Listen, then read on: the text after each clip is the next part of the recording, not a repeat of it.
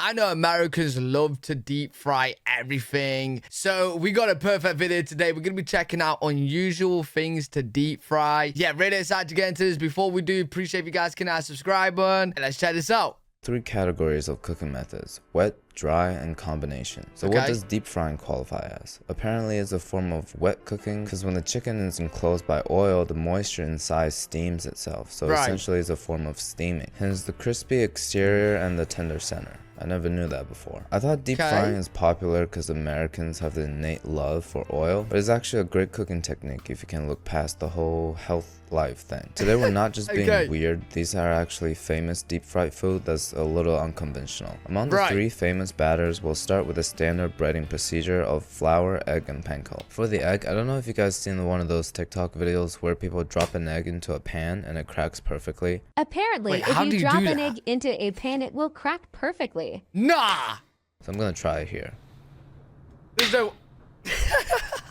Perfectly my ass. After having these 3 components, Yo, I was gonna say, if I do that, it's just gonna shout everywhere. When it's ready, we'll get to the first recipe of the day: avocado fries. Why does this avocado look green and hard like Piccolo's head, you ask? Well, I went to the grocery store and this is what I saw. I picked the best looking one. I must say though, I never had an avocado with green juice coming out of it. This is literally harder than peeling garlics. So after they're in pieces, we'll coat it in flour, dip it in eggs, and cover it with panko. Spoiler alert, this step is not getting old anytime soon. While we're doing that, we're gonna pour in and heat up our oil. We're using you guys need to tell me what's the most unusual things you guys ever deep fry, because whenever somebody says to me deep fry, I automatically think America. Automatically. A lot of oil today. To avoid waste, I'm gonna teach you later how to reuse oil by filtering it. When it hits 350, we can drop in our fries. At first, it'll sink to the bottom and it'll float up. We'll take it out of the oil when it's nice and golden. You're gonna hear this phrase a lot in this episode, but I'll try my best to make it more interesting. The benefit of having... Hey, wait, what was he just doing? Bro, yo, oh my... Having an unripe avocado is that it held its shape really well throughout the cooking process. I thought it was going to be a flavorless piece of goo enclosed by a crispy shell, but it's actually a flavorful piece of goo enclosed by a crispy shell. Avocado has been repeatedly impressing me lately. 8 out of 10. Oh, I love avocado. A lot of the time, like, I know I eat unhealthily, right? But avocado is one of those things that I do eat, and it's healthy and I enjoy. I have avocado toast all the time, dude. Garlic, deep fried garlic. When I say fried garlic, you must be thinking one of those crispy, thinly sliced ones on top of a salad or a noodle. But this recipe today is going to be fried whole garlic. We're going to start by blanching it in boiling salted water to soften the flavor and the texture. Then we'll coat them in flour, dip it in egg, and cover with panko. They kind of look like little chicken nuggets. They actually do. Tiny ones. It's already blanched, so we're just trying to cook the exterior. Looking pretty golden brown. Let's give it a taste. Bro, honestly, like, you can take anything, deep fry it, and why does it just look so good every time? Like, you could actually take, and don't say the most disgusting things in the comments, I swear, bro. Don't even go there. Let's stay with, like, food topics, dude. Don't really want to think. It looks so good. This is impressive. I thought the garlic flavor is going to be too strong, but it's actually mild. When you bite into it, the texture of the center kind of tastes like chicken. I'll show you the cross section. What? Garlic It tastes chicken? so good that it almost tastes like somebody swapped them out for Chick-fil-A nuggets. So I'll give these fried garlic a 9 out of 10. As many of you may remember, we've done this before. Too much leftover milk? Deep fry your milk. Too much leftover milk? Maybe my dad's back. The last time we overcooked it a little bit and... Wait. How can you even deep fry milk? How is that even possible? Apparently, you're not supposed to dip it in maple syrup, which is my answer to everything. I'm not Canadian, by the way. I love maple syrup because America makes the best ones. My dad's still not back, so I added 2 cups of my roommate's milk, as much sugar as you want, and then 60 grams of cornstarch. I think it's half a cup or so. We'll put it on medium-low heat and keep stirring it until it gets nice and thick. After that, we'll transfer it to a greased Tupperware, smooth it out a little bit, into the freezer till it sets. It should be pretty quick, an hour and a half or so. My freezer is currently at its full power, so it's set in 45 minutes. Cutting them into long, thick strips to resemble mozzarella sticks, and just follow up with the standard breading procedure of flour, egg, and panko. I don't know why, but this looks kind of funny for some reason. Yo, I have never seen milk actually made like this way before. And I know cheese is like milk, but just like kind of like, is that like the same way how you make cheese? I don't even know how you make cheese. I know it comes from it, but I just don't know how you make cheese. Yeah. Okay, interesting. I don't know why, but this looks kind of funny for some reason. Interesting. Don't touch them at first, we'll just let it fry on 350 for 2 to 3 minutes. What we're doing here is just cooking the outside to give it a nice color. Last time we overcooked it a little bit, so it became a little rubbery. This is looking pretty good, so a total of 3 minutes. After frying the porn star mixture, the inside should be very nice and creamy. Sort of like gelatin, but it doesn't bounce, it kind of just melts in your mouth. That actually looks super good. I didn't notice. I just ate the hit. Definitely executed pretty well today, but to improve from the maple syrup dip, today I made a caramel sauce to go with it. Deep fried milk covered in warm buttered caramel. Do you guys have fondue? Okay, yo, honestly, I just nearly had a heart attack with what you just said, bro. My body just like deep fried milk with caramel dip, bro. For a food truck, because we're about to be rich with this one. That's a heart attack in one bite. Oh. It looks good though, in a weird way. I apologize for that display of emotion. It's just the crispy on the outside, creamy on the inside, fried milk, dipping in sweet and salty caramel sauce. The overall shock in my mouth kind of takes me back to my childhood when I was little. My uncle, he ordered me my first chocolate lava cake of my life. I feel like we only get a few of those moments with food, so to savor this, I'm gonna sing a song. Picture perfect, you don't need no filter. Picture perfect, you don't need no filter. Not leaving the theme of State Fair. Yo, honestly, I can't wait to see the comments on these videos of things that you guys deep fry, because that's just not a thing that we do in the UK. We don't take random things and just deep fry it. We just don't. We should though. Holiday market, we're doing corn on the cob. This recipe is the easiest to get in concept and execution, so I'm gonna fast forward a little bit. After removing the husks, we'll do the thing. This guy, bro. And get something like that, we'll start frying it.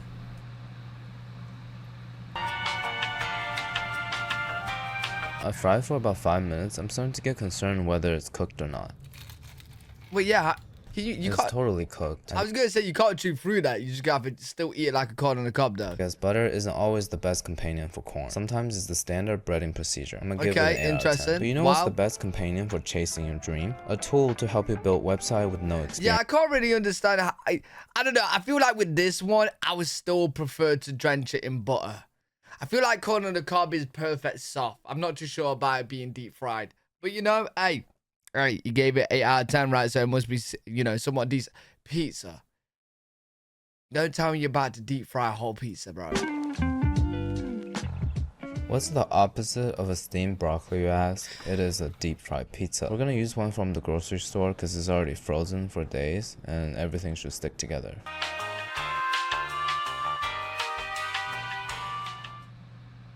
So when I first drop it in, it floats. I guess there's a lot of air in the dough. I'm afraid that the top part isn't gonna get fried, so I push it down a little. What happens here is that I guess the ice melts from the cheese and it starts. Would that still cook like fine?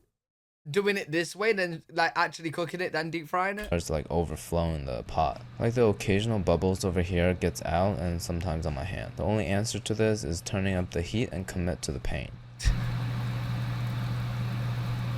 Why does that look good? Here we have our Friday special, the Heartbreaker, the police of the cardiac arrest, tackling the ticker, artery cloggetti, the batter late than healthy, fried and prejudice, the dominator, destructo disc of heart disease list, the batter of no tomorrow, Hey, stop with making us feel bad, bro, and let's just enjoy the moment. I heart too, harder day, the vein drain delight. The mutts are rejecting my salad. Yo, I'm surprised with him trying all of this in this video, bro. He don't have a heart attack. I am surprised at the end. Batman, the artery tightening returns. I'll give it a 7 out of 10.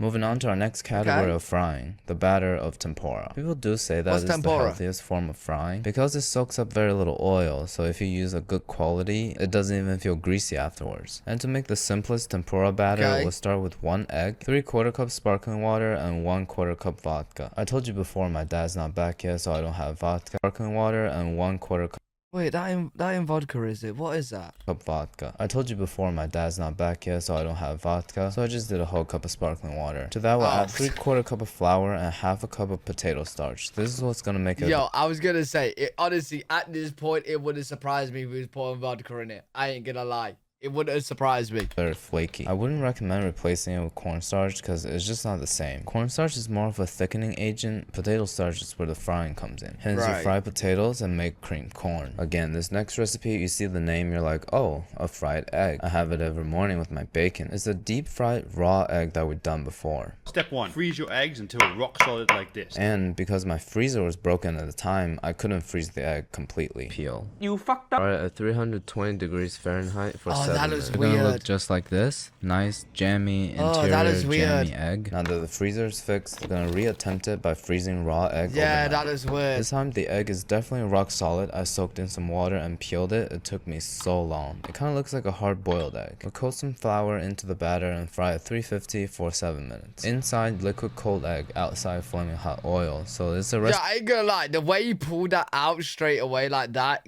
bro, I don't know why, but I was seeing a chicken. I was seeing a chicken somehow. Liquid cold egg, outside flaming hot oil. So it's a recipe for explosions. But I learned from my childhood favorite YouTuber, Crazy Russian Hacker, safety is #1 priority. I'm gonna take it out now because the inside is running out and I'm starting to hear exploding sounds. It looks pretty close to the original. Let's cut it open to see if the inside is Okay, I like actually this one at jammy. least.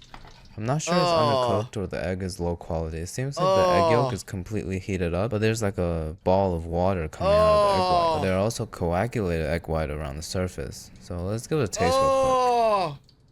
I didn't spit it out, by the way. This is just what's dripping from the inside. I guess the moisture from the egg white just got trapped inside. So glad I took it out when I did. Otherwise, an explosion is definitely coming. Another failure. It's okay. We'll attempt it again. The oil's getting a little dirty, so after these next 2 dishes, we're gonna switch it out. Over here, we have a box of grocery store sushi. The only other thing that's comparable in sketchiness is a line in the bathroom of the club from strangers, which is perfect for deep frying because we don't feel bad about wasting sushi and it sanitizes it. We'll take it out once it takes shape. This looks like fried Oreos, which we'll do later. It's a tuna avocado roll. Let's give it a taste and Nah, I don't like the look at that either. It doesn't really taste like sushi anymore. Probably originally it didn't taste like sushi either. Since the tuna is cooked, it kind of tastes like a sandwich, like a tuna salad sandwich. This is the first recipe. You know, I probably enjoy that more than enjoying actual sushi. Recipe today that wasn't improved by deep frying, so I'm gonna give it a 4 out of 10. Oh, okay. I saw this video on YouTube of a vegan pork cutlet that's supposed to taste just like meat. It's by Table Diary over here. So basically, they cut enoki mushroom into these patties, fry them, and eat it like that. It does kind of look like meat. More like scallop though. In case you guys can't tell, I'm not a 9-year-old girl, so I don't have a rubber band. I'm gonna use foil to wrap it up, drip some water on it, and freeze it for at least an hour. The mushroom definitely froze and took shape, but I'm afraid— Wait, that's the weirdest mushroom I've ever seen in my life. That's a mushroom? That is gonna fall apart if I cut it. I'm just drop it in whole and then maybe cut it later. We'll fry it 6 minutes total, 3 minutes on each side. We're just warming it up. Enoki mushroom doesn't take that long to cook, I feel like. The cross section doesn't really look like meat. I'm not a big fan of mush. Honestly, this segment right now, the video, we got the egg, the sushi, the mushroom. This is like I definitely prefer the first segment, you know what I'm saying? And the taste is even further. The worst part is I think I left a spot of dirt in it. I'm a little biased because I like any type of fried mushroom, so I'm gonna give it a 7 out of 10. I wouldn't recommend it though. It doesn't taste that good. My favorite Thai restaurant in the city is in Elitha called Fish Cheeks. I like to clap for how good their chicken wings are. They call this the Zab wings, which is so accurate because when you bite into it, your mouth goes zap.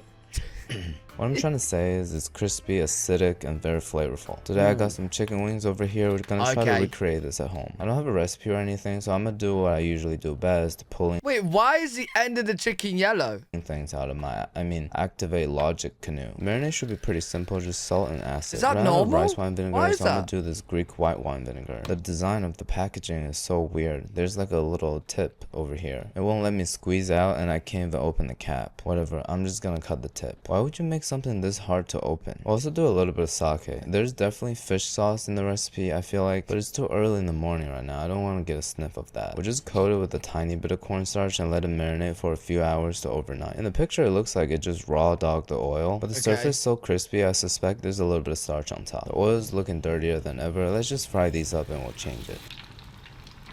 Wait, he's been using the same oil for everything? Is that normal? Quickly, like under 10 minutes. Once in a while, just check on its internal temperature. What's poppin'? Brand new whip, just hopped in. I got options. I can pass it like Stockton. I think in the restaurant they use ascorbic acid to season at the end so it keeps the crispiness. But we're just gonna have to make do with lime and salt. That looks pretty good. Close to the real thing. Let's see how it tastes. Oh, the sounds good as well. It's actually good. It got that zap thing going on. The amount of acidity is... Hey, I'm from the UK, bro. I don't know what the zap thing going on is. Like, someone's gonna have to explain it. Is it like an electrocution in your mouth? Like, bro, what's going on? Reminding me of a chicken adobo, but fried. Plus, also look how juicy it is. I'll give this a 9 out of 10. To cover desserts, we're gonna make sort of like a funnel cake or apple fritter. Should be versatile. Alright, so 1, 2 desserts a cup and a half of flour, quarter cup of sugar, 2 teaspoons of baking powder, a teaspoon of salt, 3 tablespoons of applesauce. I'm gonna replace with yogurt, half a cup of milk, and 2 eggs. Let's actually add a little bit of vanilla too. We don't have to whisk it too hard because the baking powder, once it encounters heat, it's gonna help other ingredients bind. First one on the list, of course, gotta be a fried Oreo, just like those from raised candy. Wait. Help other ingredients bind. First one on the list. Wait, he's saying he's doing fried Oreos, so why is he showing bacon? And secondly, this bacon looks insanely good. Of course, gotta be a fried Oreo, just like those from Raised Candy Store. But to go above and beyond, we're gonna cover it with these thick boys, and we're gonna double stuff it with double. Wait, what do you mean? Bacon with Oreo? Wait, deep fried Oreo with bacon? Stuffed Oreo. It's a little hard to take shape because the bacon is really thick, so we're just gonna freeze it a little bit. Yo, is that a thing? You guys have to comment right now. Is that actually a thing? Deep fried Oreo with bacon? Oil, frozen Oreo bacon. Let's cover it up and fry it. Bro, if it's a thing, only in America. Just like a single Oreo, just to see what the original tastes like. Look at the massive size on the bacon one, almost as big as a burger. Like anything that's about to get. So that's the normal Oreo one. This is the bacon one.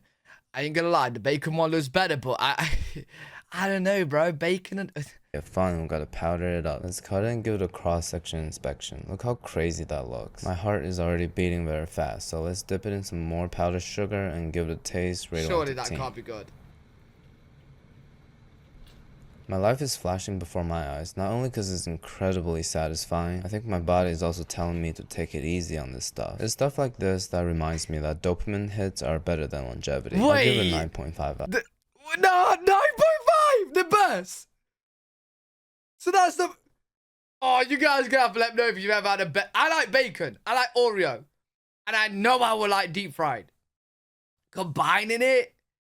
I've just never heard of it before, man. It seems so weird. It's stuff like this that reminds me that dopamine hits are better than longevity. I'll give it a 9.5 out of 10. The normal Oreo is also pretty fire. I think I made it better than Ray's. So, is deep fried bacon and Oreo healthy, you ask? Everything's relative, and the answer will be yes compared to this next item. Deep fried monkey fighting butter. It's a famous southern dish that I've heard a lot about. We'll cut the butter into pieces, freeze it. Hey, I love a lot of butter on everything, dude. But just eating straight raw butter, like I know you're deep frying it, but come on. And then just carry out the same procedures as before. The thing I'm concerned about is that butter composed of a lot of water. When it starts releasing into the hot oil, my face might be in danger. Once it starts sounding scary, we should probably take it out. And I'm also afraid that the residual heat is gonna melt the butter completely, so I'm gonna stick it back into the freezer for a little bit. Yeah, I thought it would melt it. We'll double batter it and fry it one more time. It kind of looks like a potato now. This one only battered once and is frozen. My first stick of fried butter, very satisfying. Eating butter seems gross on paper, but it's so nice. This is the double fried one. It's dripping a lot. Should have frozen longer. The inside, guys, just melts in your mouth like butter, and the flavors of the whey really comes through. I'm gonna give it an 8 out of 10. I don't understand how deep fried butter could be that good. Bro, what is going... Bro, I don't get it. What's going... I love butter. Don't get me wrong. Absolutely love butter. Deep frying is the answer to everything, even jelly beans. Okay. The last time I had jelly beans was back in high school biology when we did that experiment of how you can't tell the flavor by holding your breath. I honestly can't remember what they taste like. We'll just mix that into the batter like an apple fritter and drop it into the fryer. It's puffing up immediately. We probably don't want to cook this one for too long. Sorta looks like one of those 7-Eleven Wait, apple actually fritters. looks good. It actually looks kind of good. It actually does look good. I was fully expecting to spit it out. The flavors of the jelly bean is so refreshing and has a nice sticky contrast in texture to the crispy and soft dough. It's like a jelly bean toast, well incorporated. Not that I had a jelly bean toast or anything. The concept does seem more appealing to me now. I'll give it an 8.5 out of 10. Oh wow, Here's okay. a very creepy Pillsbury doughboy offering us his general... Ooh, now you know this is gonna be good. Cookie dough, oh, yes. White ass raw. These pieces are too small. We're gonna make a real piece by combining 2 of them and freeze them overnight. With the same batter as before, we'll drop it in. This time I'm gonna fry it very quickly because I like the inside of the dough very runny. Look at that, medium rare cookie dough. What can be better than this? Maybe dipping in some more powdered sugar. Oh, this has to be the best. No need to explain anything here. Best dessert so far, 9.5 out of 10. I knew it, bro. It had to be. It had to be. Cookie dough deep fry. Yes, bro. No need to explain anything here. Best dessert. But wait, did he give that the same rating as the bacon and Oreo dessert as well? So far, 9.5 out of 10. We're done with the dessert batter. Let's use it up by reducing Coca-Cola. The original taste, of course.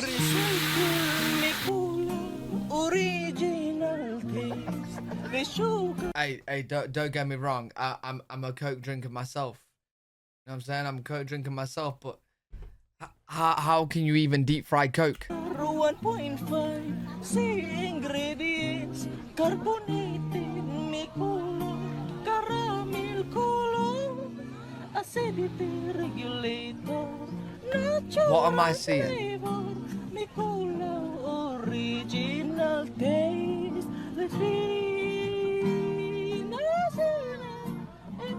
This is like a really popular street food in Massachusetts, I think. A lot of people put whipped cream.